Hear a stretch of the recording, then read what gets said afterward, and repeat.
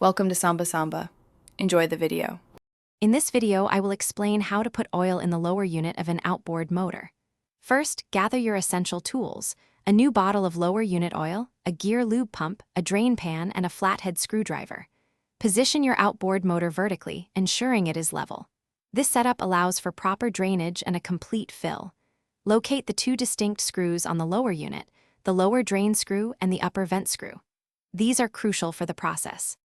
Now, let's drain the old oil. Place your drain pan directly beneath the lower unit to catch the used lubricant. Begin by removing the lower drain screw, then immediately remove the upper vent screw. This allows air to enter, helping the old oil drain completely and efficiently. Let it drain for several minutes. As the oil drains, inspect it for any signs of water, which might appear milky or metal shavings, indicating potential internal wear. With the old oil fully drained, it's time to add the fresh gear lube. Attach your gear lube pump to the new bottle of lower unit oil. Insert the pump's hose firmly into the lower drain hole. Begin pumping the new oil slowly and steadily. Continue pumping until you observe the fresh oil starting to flow out of the upper vent hole. This visual cue confirms that the lower unit is completely full and all air has been expelled, ensuring proper lubrication. To finish, first reinstall the upper vent screw securely.